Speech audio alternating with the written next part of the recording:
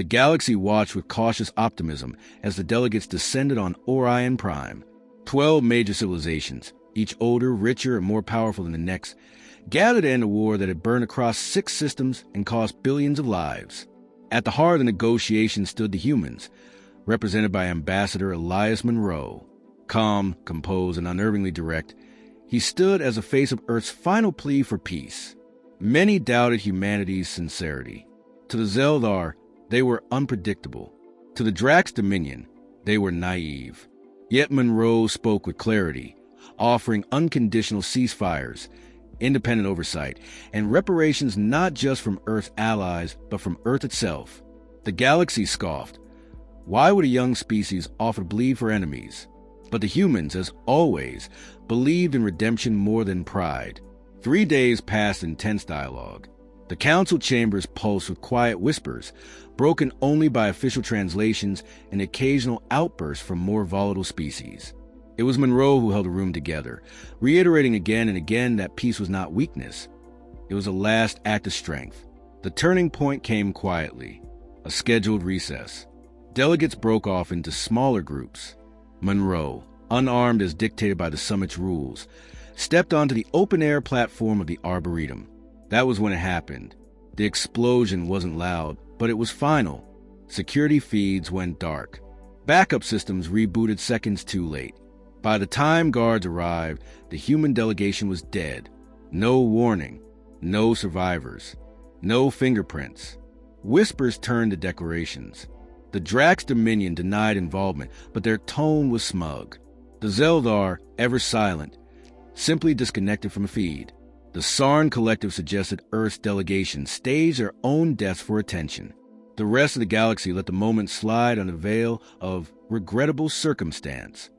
No official condemnation followed. No emergency vote. No reparations. Just silence. The galaxy told itself the humans were too soft, too sentimental, that they had no real military strength to retaliate, that they would mourn, complain, and then move on. A minor diplomatic tragedy, soon to be buried in bureaucratic files. But Earth didn't send a replacement. They didn't mourn publicly. They didn't speak at all. Trade channels went quiet. Civilian transport ceased. Colonies along the Soul Trade Ring reported sudden military redeployment, but with no orders, no explanation. Orbital stations stopped transmitting. Then came the signal. One message, broadcast once, from a deep space relay station at the edge of human territory Alpha. Only 4 words in Terran common.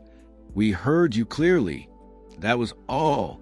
Galactic analysts dismissed it as a bluff, a calculated message to save face.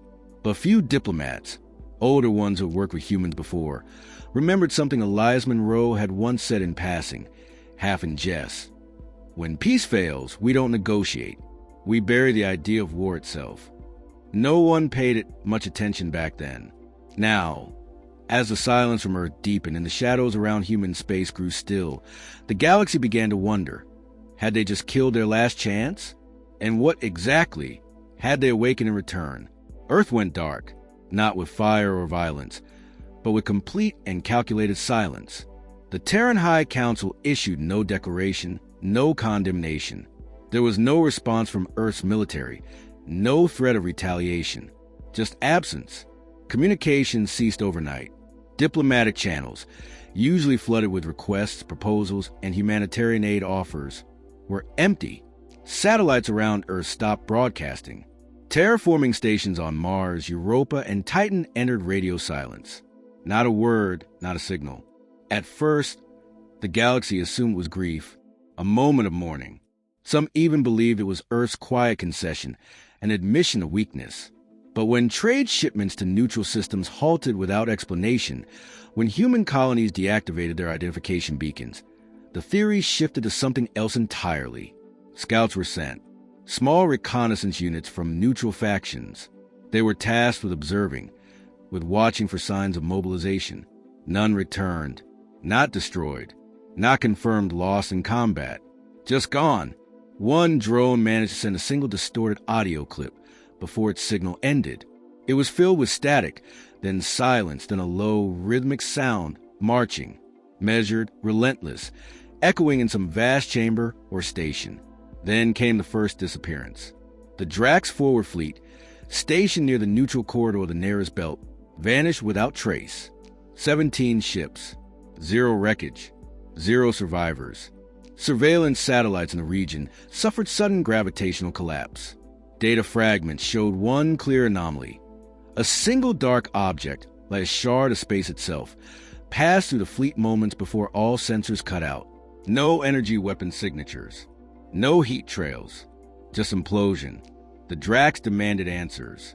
None came. The Zeldar Hive tried next. They reached out through quantum links, bypassing standard communication to speak directly with Earth's AI systems. Within minutes, their own network was infected, not destroyed, rewritten. A synthetic voice, built from old Terran language archives, responded in a single sentence. You chose silence. We answer in kind. Across the galaxy, panic began to spread. Diplomatic envoys were recalled. Military fleets repositioned defensively. The galaxy's oldest empires held emergency councils behind closed doors.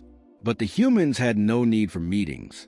A week later, targeted strikes occurred. Quiet, precise, and terminal. Black holes spontaneously appeared in the orbital paths of key supply stations. Cybernetic life forms found their consciousness fragmented by a virus laced with ancient Earth poetry. Entire atmospheres ignited without warning. No visible weapons, no declaration of intent. They realized then, Earth had never been passive. It had been preparing. The Terran Defense Network, assumed to be a final layer planetary shield, was in fact a command hub for orbital kinetic weapons, devices capable of dropping artificial singularities into gravity wells. The most terrifying part wasn't the destruction. It was a restraint. Humans struck only strategic nodes, military targets, high command centers. No civilians. No collateral. The galaxy expected chaos, bloodlust, revenge. Instead, it received something far worse, clinical efficiency. A silent war with no face, no voice, and no offers of surrender. No demands, just consequences. And with every system that went dark, the message became clearer. Humanity had not declared war. They had ended diplomacy. Operation Ashlight began without ceremony. There were no broadcasts, no countdowns, no dramatic threats. It simply started. And once it did, the galaxy's illusion of control disintegrated in hours. Ashlight had been hidden in plain sight, coded deep in civilian infrastructure, embedded in abandoned trade routes, masked as harmless deep space probes. The humans had built it over decades, quietly, patiently, preparing not for conquest, but for judgment. They weren't interested in wars of attrition or political gains. They didn't want territory. They didn't want resources. What they wanted was to erase the possibility of betrayal being seen as a survivable mistake. The Drax homeworld was a first. It had been fortified with 20 planetary defense rings, 5 orbital cannon stations, and a fleet 3 million strong. None of it mattered. At 0400 Terran Standard Time, their central star collapsed into a black hole, artificially triggered by a chain of singularity bombs delivered decades prior in disguised asteroid mines. The system vanished in moments. Not a single signal escaped. The Zeldar Hive on Xendus followed hours later. The virus seated in their AI during peace talks activated.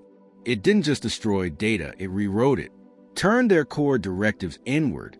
Their once flawless logic loops now ran simulations of endless Terran histories, wars, genocides, revolutions. Their central AI, overwhelmed by the horror of human memory, initiated self-deletion. The Sarn Collective, famed for their bio-shielded colonies, suffered a quieter fate. Every cloned atmosphere system across 50 planets was corrupted. Oxygen turned acidic. The planets didn't explode. The inhabitants simply stopped breathing. What shook the galaxy most wasn't the destruction, but the precision, the elegance. Every strike tailored to the target's biology, psychology, or technology. The message was brutal in its clarity. Humans had studied everyone, prepared for everything, and waited for this. And they didn't gloat. They didn't taunt. They just moved on. Sleeper agents emerged in dozens of systems. Not spies in disguise, but average citizens, teachers, traders, engineers, who had lived among alien populations for decades. When activated, they didn't sabotage infrastructure. They walked away, left everything behind, and without them, entire cities crumbled. Software no one else could maintain. Systems only they could calibrate. The depth of integration had been so complete that their absence functioned as a weapon. The galaxy began to understand. Humanity's greatest weapon wasn't its technology or its tactics. It was its commitment to never again beg for peace. Even the most vocal anti-war Terrans, colonists, pacifists, scholars, joined the silence. They did not protest.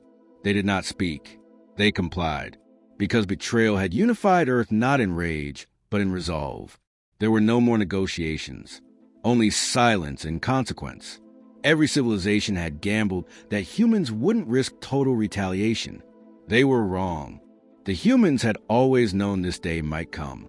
They had prepared accordingly. They didn't want to win a war. They wanted to make sure no one ever considered starting another.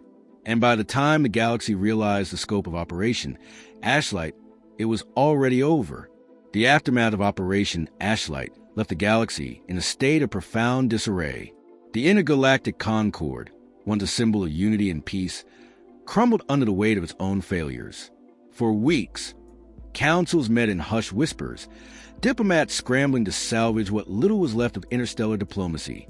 But every message from Earth was silent. No response, no demands, just the ominous absence of their presence. The pact of silence was born out of necessity, not cooperation. It was an agreement.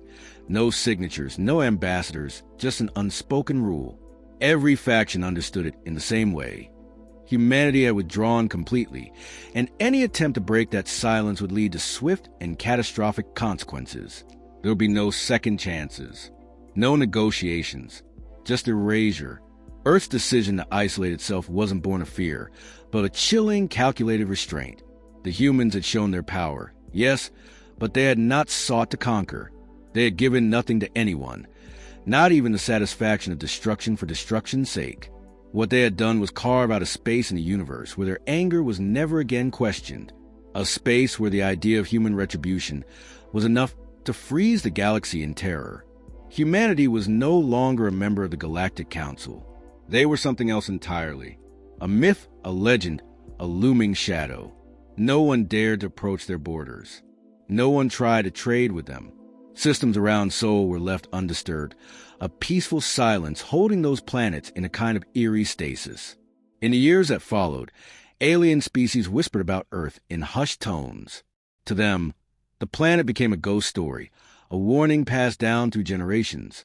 Never provoke the humans, they'd say to their children. If you do, the silence will come, and you will never hear from them again.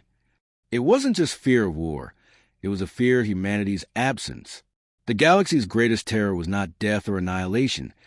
It was a knowledge that Earth could vanish, taking everything with it. Earth's message had been made clear. They had nothing left to say. They had asked for peace. When it was denied, they answered with finality, and no one was left to question whether it had been justified. On the rare occasions when alien emissaries did venture too close to Earth's borders, their ships were met with a single unmistakable warning: turn around. And they did, for fear of never seeing the light of their stars again. The most chilling part of it all wasn't the destruction of fleets or the collapse of civilizations. It was that no one ever knew when the humans would act, or if they would act again. Humanity had pulled back, leaving a universe with no understanding of their next move. The silence was humanity's true weapon. In dark corners of the galaxy, when the embers of war still burned, ambassadors and strategists would ask one another in hushed tones, "What happened to the humans? Will they come back?" The answer was always the same. They won't speak, not until we deserve it. And that fear, that uncertainty, would linger in the stars forever,